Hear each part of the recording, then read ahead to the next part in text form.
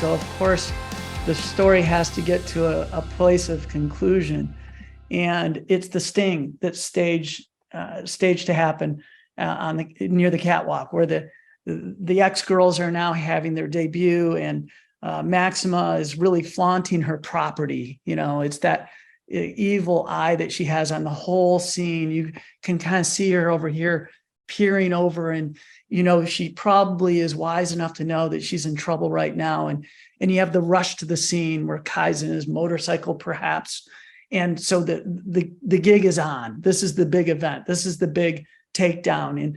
And so we want a lot of drama here.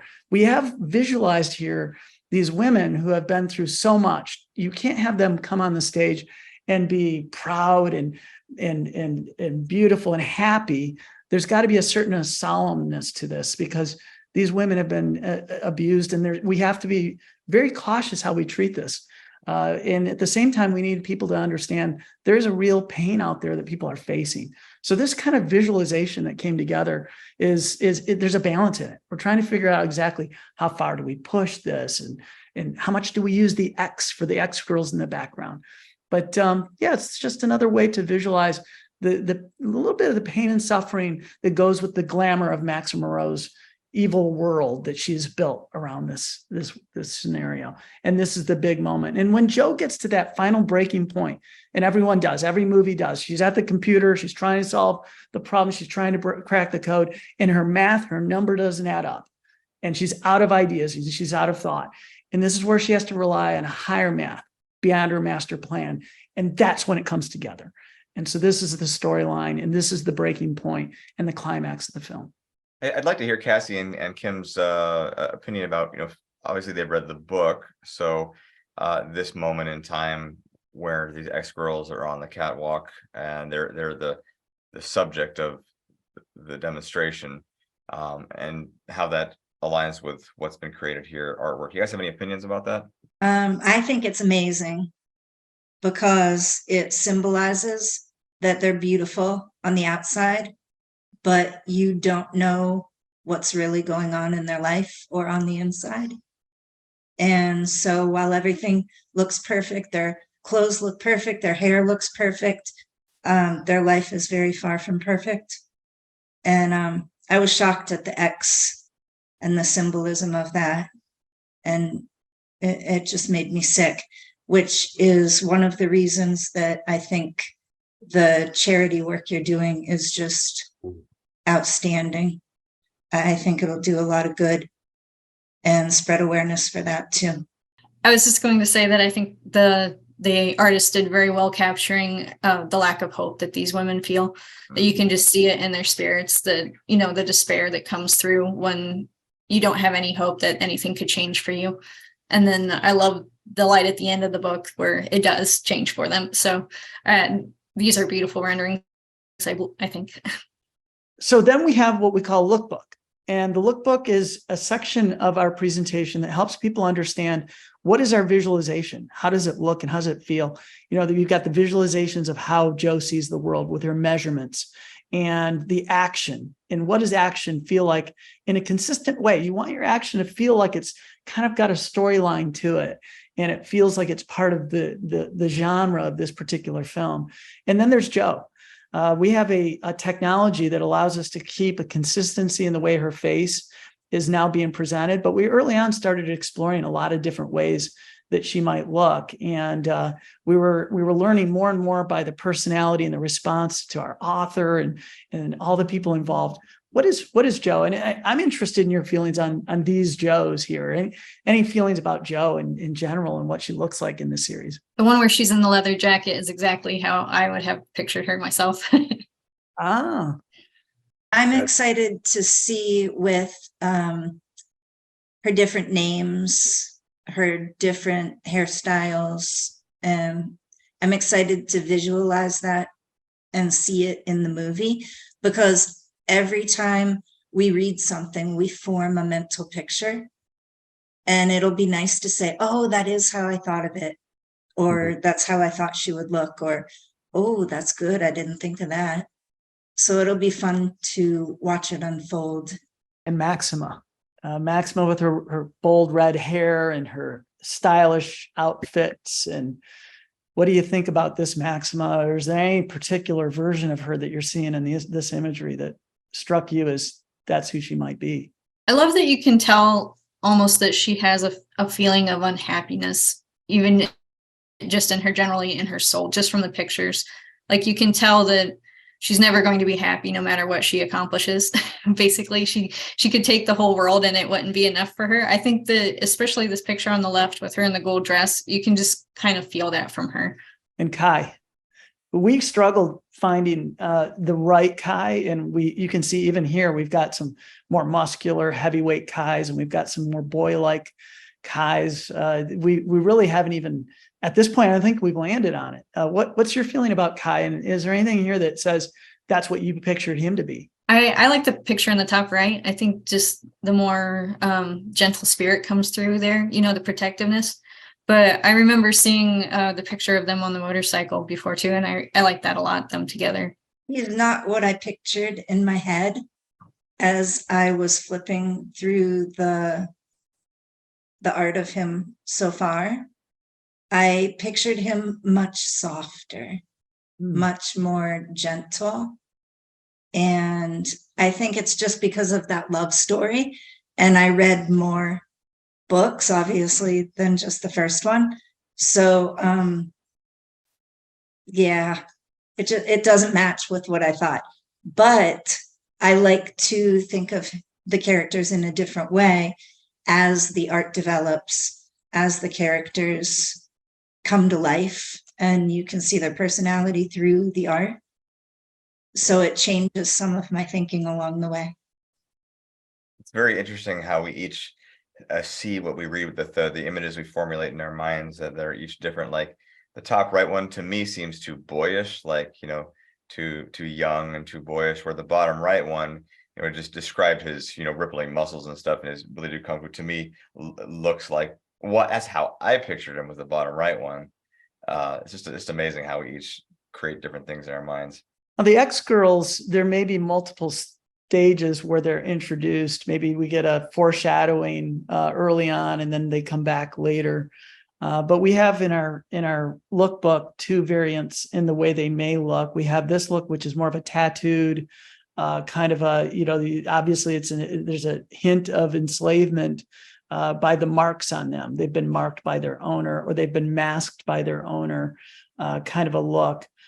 This is another look that shows almost the way women have been treated through time, where that even in history that women have been treated as objects, and there's a little bit of that being used in the imagery here. And then moving into the future, our hope is that we can maybe even symbolically have that mask kind of fall off, or that cage kind of fall away in the future, is that this is a symbolic end to all of that.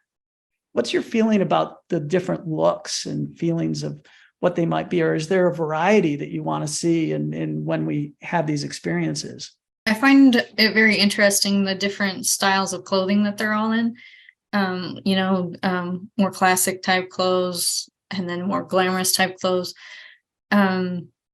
I really liked the paragraph from the last page where you're trying to elicit disgust with these pictures, or this section of the movie, because I think too often when these things get brought up, that you do focus too much sometimes on how the girls look and that type of thing, where here it's more of what you're focusing on, a feeling. I feel like the first page is more what I would have pictured, because of the setting where they're at in when the sale is going on and that type of thing. But I do see where you're going with the others as well. So I think either way could really work well.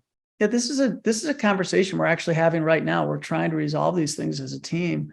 We're really interested in the advisory council opinion. Kim, what's your feeling if you had to choose between, and we only could have one variant on the way they would present themselves? Is there a single image that represents what you would say, or is there a, let's call this version A and version B? Do you have a feeling about that? They're both very powerful. I liked the one a few frames back, where I like that one because it ties in with what you were saying about how our views on women and their roles in society have changed over the decades. I don't know what I can say on here. So I've been watching on one of the channels, they're having a series about the women of Playboy and the beauty pageants. I think it's maybe A&E, is it? I don't know, one of those stations. And I used to watch those shows ages ago and thought it was all glitz and glamour and they looked so happy. And I see them and I hear the stories now. And it reminds me of this. They weren't happy. They were trapped in that life. They couldn't get back out of it once they were in it. And it was not as it appeared on the outside. So that's why I really like the bottom left picture, because it reminds me of the symbolism and the women looking so beautiful and poised. And it's not what it seems on the outside. These are incredible insights, and we enjoy everything you're saying to help us get to that right balance in the way we present. It's very, very helpful. Red. We decided to present Red simple, no distracting secondary images. It's his eyes that matter most. It's his heart that comes through. He's faith, hope, and love, and that's what he represents as our guiding light and for the finding of purpose and identity in Joe's life. What's your feeling about what Red should be like? Red reminds me of, is it Mr. Miyagi? In the way that you don't know what he's saying at first until you reflect on it. And I would read a chapter and then think about it for a day or two and had all kinds of ideas that I did not have when I was reading it. So he just seems to me to be older and just filled with wisdom. And I think that really came through in the book. So when you say his eyes are the most important, I believe that's true, because it's like the window to his soul and his thinking. This image is wonderful. I mean, you can see right into his heart here. You can tell that he's struggled by his face. And I think that is part of what brings out almost like the joy and peace in his eyes, because you don't really understand those things unless you've seen a lot of struggle. So yeah, I love this image. It's beautiful. And of course, we have the sequels, and we want to show a little peek into the future of the series, where Joe ends up in virtual worlds and underwater and in the Middle East and all the many adventures. What's your feeling about these visuals and what this represents for the overall kind of our story arc of Joe? If you don't already know what's coming next, you're going to want to know for sure when you see these, which is perfect. Yeah, it's great. I really find the artwork fascinating for the sequels, because it brings into play not only technology we have now, but future use case for it, and the different settings and the way that Joe feels using it. Sometimes it works out great, sometimes it doesn't. So it applies to society now as we're learning all of these new technologies, and it just brings a lot of excitement to it. We have Lonnie who's joined today. Welcome. Hi. How are you? Fine. Thanks for letting me join in. Oh yeah, for sure. We're super excited to have you. So we're going through the deck. We've been presenting the visuals and the work that's being done in the crowd creations community, and we would love to welcome you to the team. And interested, what brought you to the advisory council? What was your interest in joining? I was just talking to Jay about just being interested in making sure that everyone feels respected as part of this project. The artists, the studios, and that it feels like a win-win for everybody. So I'm just interested to see how things are developing, and I'm trying to bring like a teamwork kind of aspect to it. I know that you guys have been asking for input. So, I just thought I would respond to that and say like, yeah, I'm all in. Thank you for joining us today. So we're going to go back to the presentation. Of course, you'll go through the case studies and things like that when we're presenting to various, directors, talent, various people that will have interest in this story. We also want to be able to show and showcase and share it with our investors to say, here's where we're at today. And one of the things that we are so proud of is this book. I mean, when you go in and you look at the reviews that it's organically getting in Amazon, it's astounding. This is not a rigged set of reviews. This is just the way they come in Amazon, 5-star after 5-star after 5-star. And the comments just blow my mind. I mean, this is a book for more than young adults. Couldn't put it down or stop thinking about it afterwards. Can't wait for the movie. I wish I could give this book 10 stars, but I'm only limited to 5. I mean, the kinds of statements here are just ongoing, and it's pages of it. Yep. If you had to write a review, what would the review be for the team that's on this phone and producers involved as well? What would your review be for this book, and then ultimately, why make it a movie? A fast-paced, action-packed adventure where you'll love the characters and it shines light on an interesting subject. I'm just going to admit that I haven't read the whole book because I keep feeling like every chapter I get in, I'm like, no, I'm spoiling it.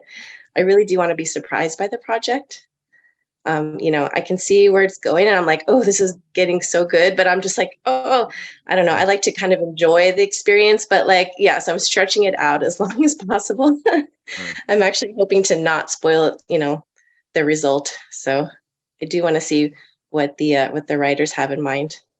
And what you guys have in mind also in terms of like what changes you wanted to make, because usually the book, you can get all the extra details later on. So I usually save the book for after a movie.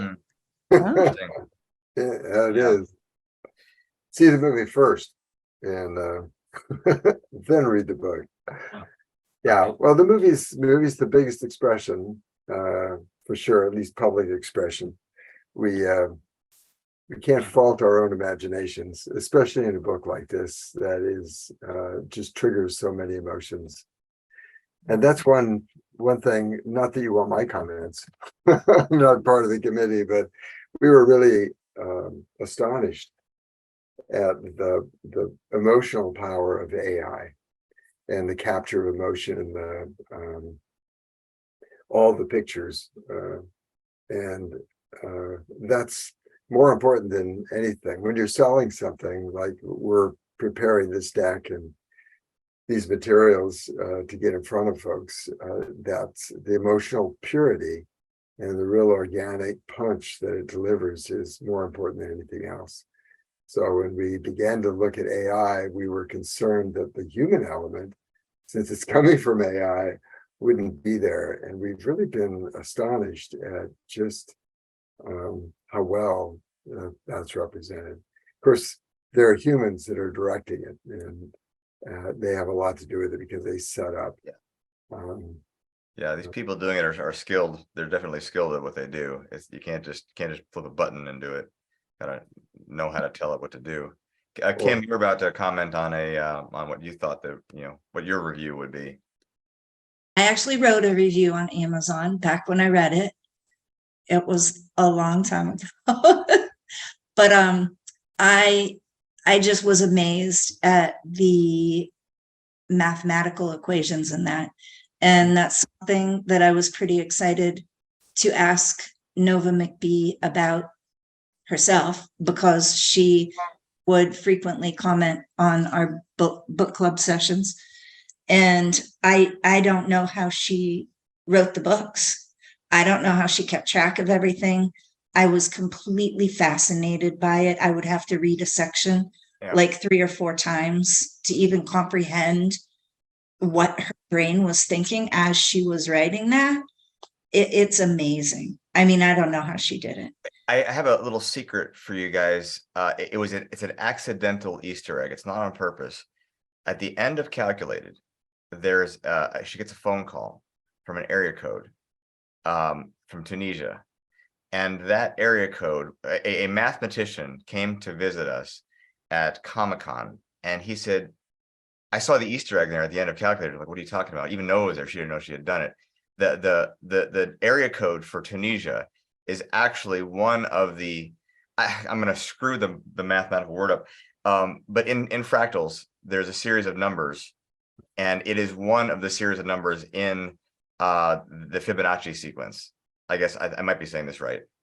So she accidentally put the Fibonacci sequence number in the end of Calculator, it foreshadowing the fact that in the simulator there was going to be fractals and the is it the Fibonacci sequence? Am I screwing the name of this up, guys?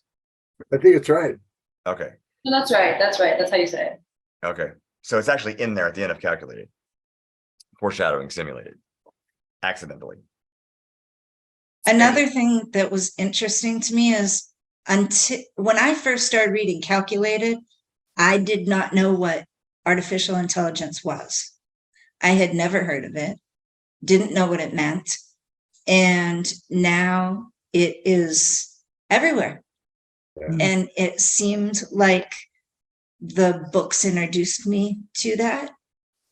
So I think there's a lot of learning that takes place about the technology from the prodigies, like just they're amazing. I can't believe one person sat down and wrote all that. And she said that she would be surrounded by Post-it notes and just scribble scratch everywhere and notebooks of thoughts she had, just her thought process. I hope I get to meet her someday at one of her book signings or something. I think She's Nova amazing. is Josephine. Yes, Amazing. is. Well, that's our deck. And we are just honored to have you on the advisory council. This is our second session for the advisory council. People have asked, what is WeGo.One? WeGo.One is the community. It is the place we gather. It's the watering hole. It's the creative community. It's the crowd that funds. And so we're excited about this WeGo.One advisory council because it's your voices that come to us, and we can share that with the rest of the community and get their feedback. And what's exciting is we can post this video to the rest of the community and ask for them to add their thoughts to your thoughts. And then we learn more and we get better at achieving what our goal was, to work together, to co-create, to build something meaningful that we all get to share in. And Dan, for those who are jealous on this, who are watching this video right now, like, wait, how did these guys get the Zoom link and I didn't? How do you get to be on the advisory council, Dan? Angelina handles that very easily. She reads the emails, and all you have to do is email this, write it down. fans@WeGo.One.org. That's FANS at WeGo1.org. fans@WeGo1.org, and then say, I'd like to be on the advisory council. Can I apply? And then you'll get a link and you have to fill out a form to apply. And if you meet the requirements of the application and the team reviews that and it makes sense and we have room, then you have the opportunity to be on the advisory council, and you'll have all kinds of input opportunities like this. Fantastic. Thanks so much for joining us today, Cassie, Lonnie, Kim. It's been our honor to have you with us and to hear you guys' input on this deck. Thanks for Thanks having so me. much. Yeah, thanks for keeping us always informed too. It's been really nice to hear so many updates from you guys. No, we love doing We it. try. It's so much going on. It's tough to get them out every other week, but we do our best to keep that up. So awesome. Great. Once again, thanks for joining us today, everybody. And we'll be seeing you guys again shortly on the next Wonder Studios update. Hasta.